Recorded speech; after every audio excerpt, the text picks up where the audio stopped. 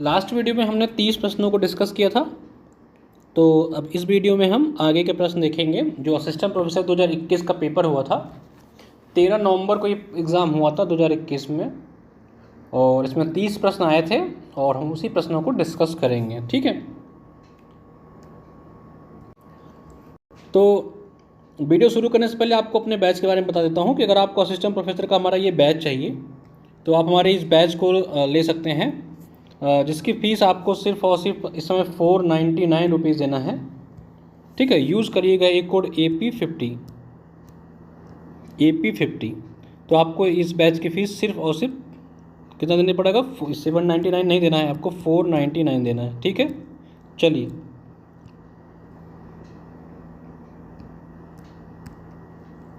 ठीक है, अब आगे बढ़ते हैं। तो आज का जो पहला सवाल है, हमारा पहला सवाल आज का है कि इसको थोड़ा हम इरेज कर लेते हैं। तो आप सबको पता है महाराणा रणजीत सिंह जो थे वो पंजाब के रूलर थे। तो इनका जो जन्म किस मिस्र में हुआ था वो है सुकरवकिया। ये सुकरवकिया नहीं है, इसको सुकरचकिया कर लीजिएगा आप लोग, इसमें टाइपिंग मिस्टेक है। क्या है ये? सुकरचकिया, यहाँ पे लिखा हुआ है सुकरचकिया। ठीक है, तो इसको याद कर लीजिएगा, ये है सुकरचकिया। अगला सवाल देखते हैं। निम्नांकित में से किसको मार्ले मिंटो सुधार कहा जाता है? निम्नांकित में से किसको मार्ले मिंटो सुधार कहा जाता है? इसका सही जवाब क्या है? 1919 act. Which of the following called Morley Minto reform? Which of the following called Morley Minto reform? इसका सही जवाब क्या है? ऑप्शन सी, यानी कि 1909। और जो 1919 है इसको बोला जाता है मॉन्टेग्यू चेम्सफोर्ड रिफॉर्म। क्या? Montagu Chelmsford act. ठीक है, इसको मॉन्टेग्यू चेम्सफोर्ड एक्ट या रिफॉर्म बोला जाता है 1919 को। बाकी 1909 क्या बोला जाता है? Morley Minto reform. ये देखो, ये छोटा है तो इसका ईयर जो है छोटा है। ये मॉन्टेग्यू चेम्सफोर्ड का नाम बड़ा हो जा रहा है तो ये ईयर जो है इसका बड़ा है। ठीक है, चलिए अगला देखते हैं क्या सवाल आया था। इनमें से कौन डिक्कन एजुकेशन सोसाइटी के संस्थापकों में एक थे? देखिए, मान लीजिए ये एग्ज़ाम हम आप देने बैठे हैं और आपको ये सवाल नहीं आता है, तो आपने कुछ भी पढ़ रखा तो आपको इतना आइडिया होना चाहिए कि डेक्कन जो एरिया है वो किस एरिया में, डेक्कन जो आपका एरिया है वो आपका कहाँ है? डेक्कन एरिया आपका महाराष्ट्र साइड में पड़ जाता है। ठीक है, तो ऑब्वियसली आपको अंदाज़ा लगाना चाहिए कि डेक्कन आपका महाराष्ट्र साइड में है, तो महाराष्ट्र के यहाँ लाला लाजपत राय तो होंगे नहीं, पंजाब के हो गए, इंदिरा गांधी होंगी नहीं। अब आप फंसेंगे GK गोखले और तिलक में। ठीक है, फिर भी आपने दो ऑप्शन जो है एलिमिनेट कर लिया। अगर आपको एग्जाम में ये सवाल नहीं आता है तो आपने तब भी दो ऑप्शन जो है उसको एलिमिनेट कर लिया। हालांकि इसका जो सही जवाब है, उसका सही जवाब क्या है? इसका जो सही जवाब है वो है आपका बाल गंगाधर तिलक। ठीक है, तो कौन सा कितना आपने कैसा डेक्कन एजुकेशन सोसाइटी की? वो है बाल गंगाधर तिलक। इसका सही जवाब है ऑप्शन बी, बाल गंगाधर तिलक। ठीक है, इस बात को आप ध्यान रखिएगा। इसका जो सही जवाब है वो है बाल गंगाधर तिलक, ऑप्शन बी। चलिए अगला सवाल देखते हैं हम लोग। द इंडियन स्ट्रगल नामक पुस्तक के लेखक निम्नलिखित में से कौन थे? Who among the following was the author of the book the Indian national struggle? ठीक है, देखिए आप सबको पता है कि स्ट्रगल महात्मा गांधी इतना करते नहीं थे। माउंटबेटन की बात छोड़ दीजिए आप। अब ऑप्शन आपको ये फंस सकता है, लेकिन अगर आपने थोड़ा ही पढ़ रखा था आपको पता होगा इसका जो सही जवाब होना चाहिए वो होना चाहिए सुभाष चंद्र बोस। याद कर लीजिएगा, सीधा सीधा द इंडियन स्ट्रगल पुस्तक के लेखक कौन है? सुभाष चंद्र बोस। ठीक है, मैं थोड़ा इसका कलर चेंज कर लेता हूँ। ठीक है, चलिए अगला सवाल देखते हैं।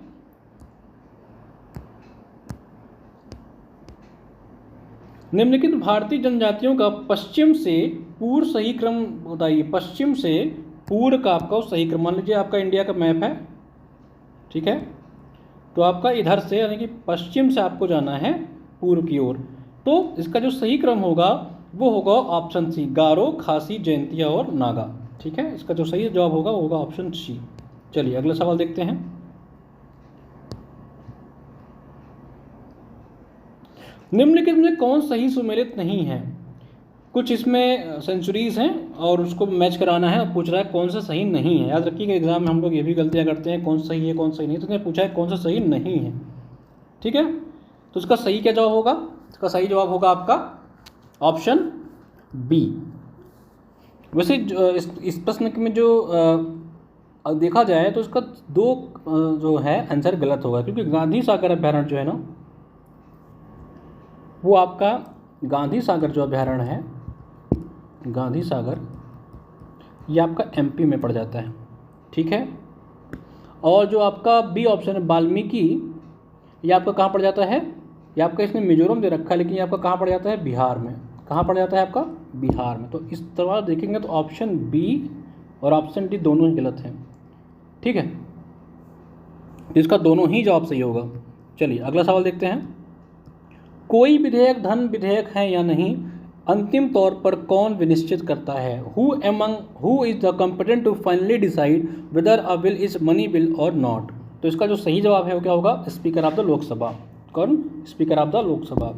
आपको कमेंट करके बताना है कि लोकसभा में मनी बिल के बारे में किस आर्टिकल में बात किया गया है। बहुत ही इंपॉर्टेंट आर्टिकल है, आपको कमेंट करके बताना है कि मनी बिल के बारे में किस आर्टिकल में बात किया गया है। ठीक है, चलिए अगला सवाल देखते हैं। भारत के लिए संविधान बनाने के लिए सन 1922 में लोगों द्वारा स्वतंत्र रूप से चुने गए प्रतिनिधि निकाय की मांग किसने की थी? भारत द्वारा 1922 में, यानी who demanded in 1922 a representative body freely elected by the people to frame a constitution of India? इसका क्या सही जवाब होगा? इसका सही जवाब होगा एम.के. गांधी। इसका सही जवाब क्या होगा? एम.के. गांधी।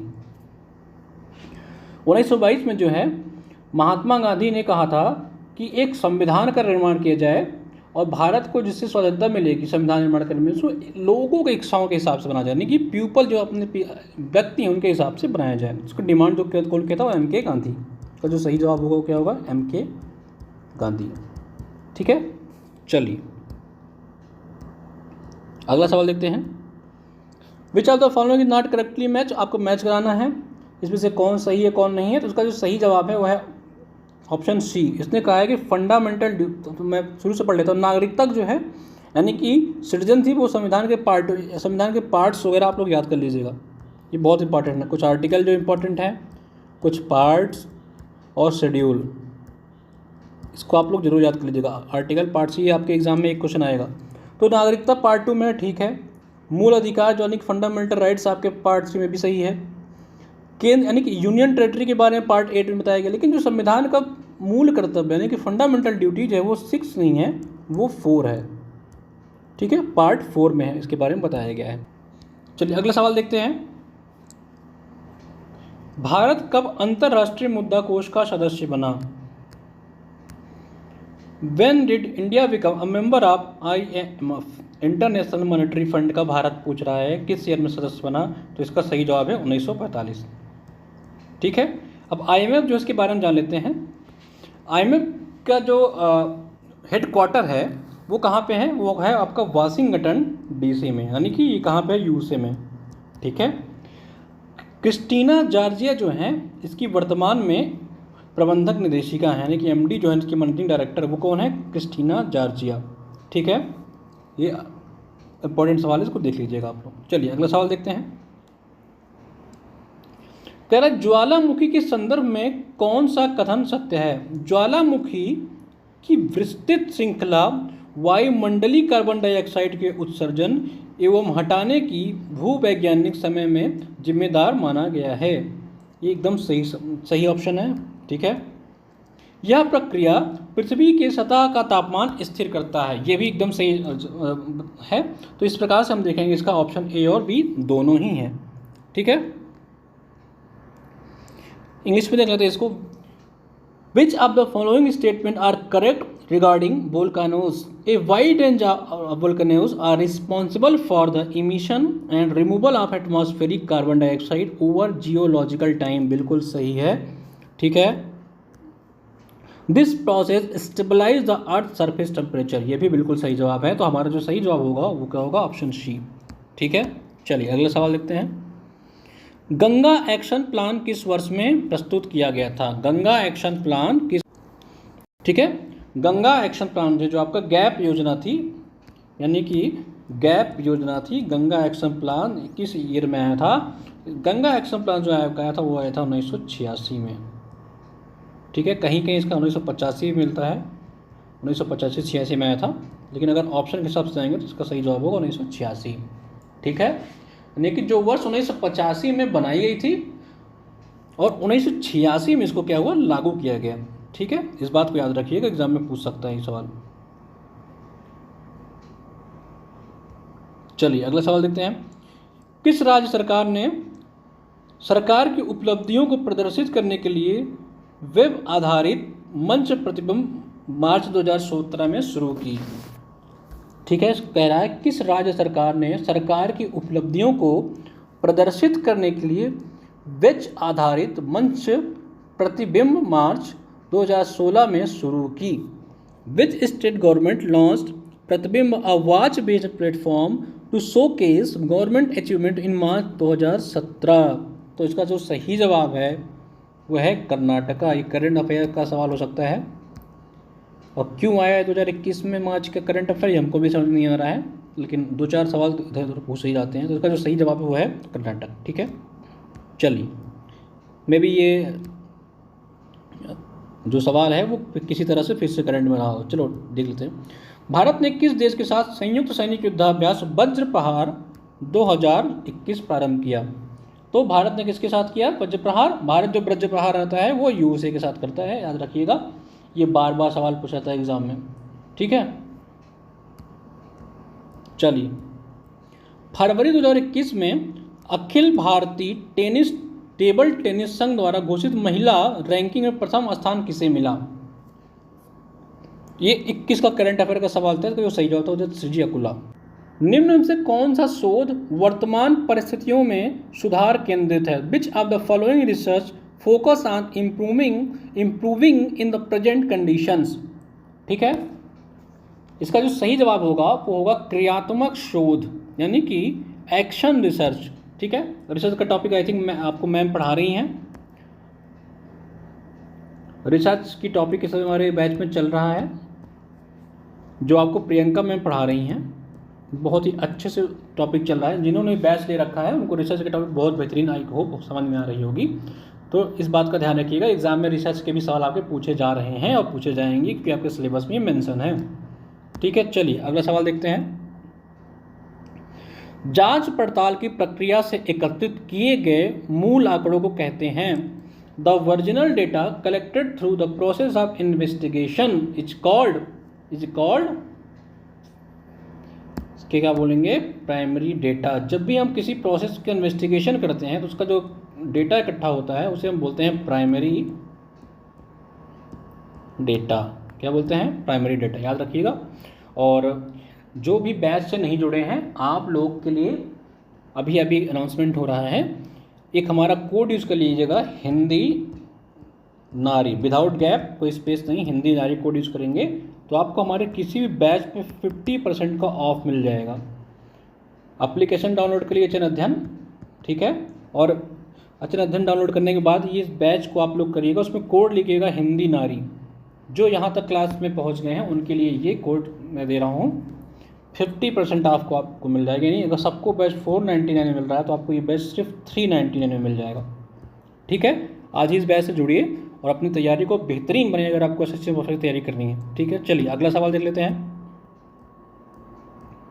राष्ट्रीय अध्यापक शिक्षा परिषद एक सांविधिक निकाय के रूप में अस्तित्व में आया। National Council for Teacher Education came into existence as a statutory body during, ठीक है, इकोनॉमिक्स का सवाल आपका आ गया, रखिएगा, इकोनॉमिक्स प्लस हायर एजुकेशन या टीचिंग एप्टीट्यूड या रिसर्च एप्टीट्यूड्स कह लीजिए, सबको मिक्स करके एक सवाल बना दिया गया। तो इसका जो सही जवाब है वो है 8वीं 8-5 ईयर प्लान। अब आपको कमेंट करके बताना 8-5 ईयर प्लान का टेन्योर क्या था, कब से कब तक था। ठीक है, चलिए, विचारों एवं कथनों का उत्कृष्ट संगठन करते हुए लिखने का कौशल एक उदाहरण है। The skill of writing with excellent organisation of ideas and statement is. विचारों एवं कथनों का उत्कृष्ट संगठन करते हुए लिखने का कौशल एक उदाहरण है, जिसका सही जवाब होगा बोध, यानी समझ का। क्या होगा इसका सही जवाब? बोध, यानी कि समझ का, यानी कि कॉम्प्रिहेंशन। याद रखिएगा इस बात को। ठीक है, चलिए, मध्यांक की गणना की संदर्भ में निम्नलिखित में से कथनों में से कौन सा कथन सही है? इसको इंग्लिश में देख लेते हैं। Which of the following statement is are correct with reference to calculation of median score? Option distribution of data is normal, every data score is important, accuracy and reliability are required. English आप English में आप जरूर पढ़िए। English में पढ़ने से ना आपकी कॉन्सेप्चुअल चीज़ें क्लियर हो जाती हैं। जैसे अब ये चीज़ प्रश्न को आप हिंदी में पढ़ोगे ना तो आपको सकता है समझ ना आए, लेकिन जैसे ही आपने इसको इंग्लिश में देख लिया ना तो आपको ये चीज़ समझ में आ गया, ठीक है। तो आप ऑब्वियसली इसका आंसर लगा के आओगे और इसका जो सही जवाब है वह 1 और 2 3 होने की 1 2 3 सारे आंसर ही इसके सही हैं, ठीक है। चलिए अगला सवाल देखते हैं। संगणक में शब्द आगे आपका आईसीटी का सवाल शुरू हो गया भैया। किसका सवाल शुरू हो गया? आईसीटी का। संगणक में शब्द एफटीपी का क्या मतलब होता है? एफटीपी का क्या मतलब होता है? इसका सही जवाब है फाइल ट्रांसफ़र प्रोटोकॉल, यानी कि option B, file transfer protocol. याद रखिएगा इस सवाल को, ठीक है। आईसीटी में आपके 1 या 2 सवाल का फुल फॉर्म जरूर पूछ रहा है, इसको याद रखिएगा। फुल फॉर्म पे क्वेश्चन बन रहे हैं। इंटरनेट के संदर्भ में बैंडविड्थ का क्या मतलब होता है? बैंडविड्थ का क्या मतलब होता है इंटरनेट के संदर्भ में, ठीक है। इसका जो सही जवाब है वो है option D, the number of bit transferred per unit time by a channel. एक चैनल द्वारा प्रति यूनिट समय में ट्रांसफर जो बिट्स की संख्या होती है, मान लीजिए कोई चैनल है, ठीक है, इसने प्रति यूनिट जितने बिट्स ट्रांसफ़र किए, जितने भी इसने प्रति यूनिट बिट्स ट्रांसफ़र किए, ठीक है, वही आपका क्या बन जाता है? Band width. याद रखिएगा इस बात को, ठीक है। चलिए अगला सवाल देखते हैं। निम्नलिखित में से कौन सा एक इलेक्ट्रॉनिक उपकरण में सोशल साइट नहीं है? विच of the following is not a social site in an electronic device? कह रहा है कि अब आपको बताना है इसमें से कौन सा नहीं है। फेसबुक है, ठीक है, ये तो ऑप्शन कटा। इंस्टाग्राम है, ट्विटर है, याहू नहीं है। याहू आपका क्या होता है? एक प्रकार से मेल आईडी है, जैसे आपका जीमेल है ना, उसी तरह आपका याहू है, ठीक है। चलिए अगला सवाल देखते हैं। संगणक के भंडारण के संबंध में शब्द टीबी का क्या अर्थ होता है भैया? संगणक के भंडारण में यहाँ टीबी नहीं है, ये टीबी है, ठीक है, नॉट टीबी, टीबी। इसका क्या होगा? टेराबाइट। याद रखिएगा। आईसीटी के मैंने कहा ना फुल फॉर्म जो होते हैं, जो उन पे सवाल बनते, शॉर्ट्स फॉर्म होते हैं। आईपी क्या होता है, टीबी क्या है, इस तरह के सवाल आईसीटी में जरूर पूछे जाते हैं। याद रखिएगा। टीबी का फुल फॉर्म क्या है? टेराबाइट, ठीक है। चलिए निम्नांकित में से कौन सा एक आउटपुट डिवाइस है? चलिए इस प्रश्न का आंसर मैं आप लोग को छोड़ रहा हूँ। बताइए कि इसमें से कौन सा आउटपुट डिवाइस है? आउटपुट डिवाइस क्या होता है? जो इनपुट पे आपने कुछ डाला यहाँ से और वो कुछ दे रहा है, वो होता है आउटपुट डिवाइस, ठीक है। और इसका सही जवाब आपको बताना है, इसका जवाब मैं नहीं बताऊंगा, ठीक है। चलिए अगला सवाल देखते हैं। वन्य जीव संरक्षण 2020 के लिए लाइफ टाइम सर्विस पुरस्कार निम्नलिखित में से किसने जीता है? Who among the following has won the lifetime service award for wild life conservation 2020? Current का सवाल था। इसका जो सही जवाब होगा वो क्या होगा? तो जो सही जवाब होगा वो होगा थियोडोर भास्करन, ठीक है। चलिए अगला सवाल देखते हैं। भारत में मुख्यतः कितने प्रकार की मृदा पाई जाती है? भारत में मुख्यतः कितने प्रकार की मृदा? हाउ मेनी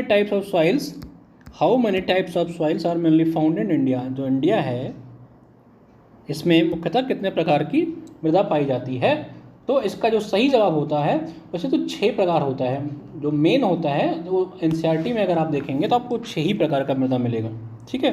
लेकिन जो यूपीएचएससी ने इसका जो सही जवाब माना है वो है ऑप्शन डी, यानी कि 8। कहीं कहीं 8 भी ऑप्शन मिलता है, कहीं कहीं 6 भी मिलता है। तो उस हिसाब से आप देख लीजिएगा कि क्या है ऑप्शन में।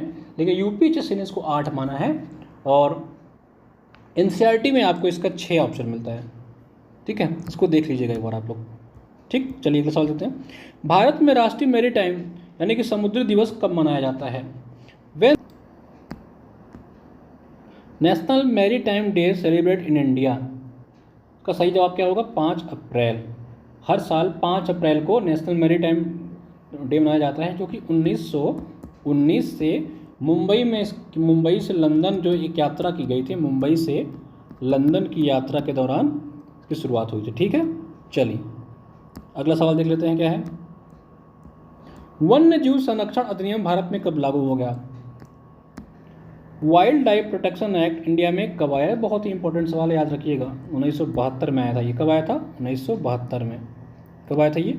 1972 में। ठीक है, याद रखिएगा इस चीज़ को, बहुत ही इंपॉर्टेंट सवाल है, बार बार पूछता है।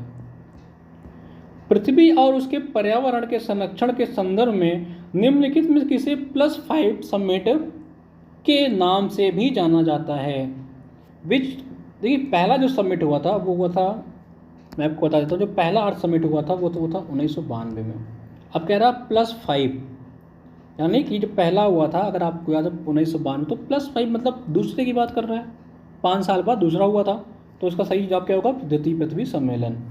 ठीक है, याद रखिएगा 1997 में हुआ था। +5 यानी कि 5 साल बाद होता है, तो इसलिए द्वितीय पृथ्वी सम्मेलन था ये, इस बात को याद रखिएगा। इस प्रकार से आपके सारे सवाल हो गए, हमने ये सारे आंसर भी नीचे लिख दिए हैं। Thank you. और अगर आपको हमारे बैच से जुड़ना है या आप ऑलरेडी जुड़े हुए हैं तो आपको क्लास बहुत अच्छी लग रही होगी, आशा कर रहे हैं। अगर आप नहीं जुड़े हैं तो असिस्टेंट प्रोफेसर का हमारा ये बैच जो है, ये बैच हमारा चल रहा है, इसमें लगभग आपको 100+ लेक्चर्स मिलेंगे। ठीक है, टेस्ट पेपर मिलेगा 15, PYQ मिलेगा, करंट, मतलब आपको ये बैच लेने के बाद कुछ भी अलग से पढ़ने का ज़रूरत नहीं पड़ेगा। और अभी कोड यूज़ करिएगा आप AP50, तो आपको ये बैच 499 रुपीज़ में मिल जाएगा। अभी अगर आप कोड यूज़ करेंगे AP50 तो आपको ये 499 में मिल जाएगा। चलिए इसी के साथ ये बैच ख़त्म करते हैं। धन्यवाद।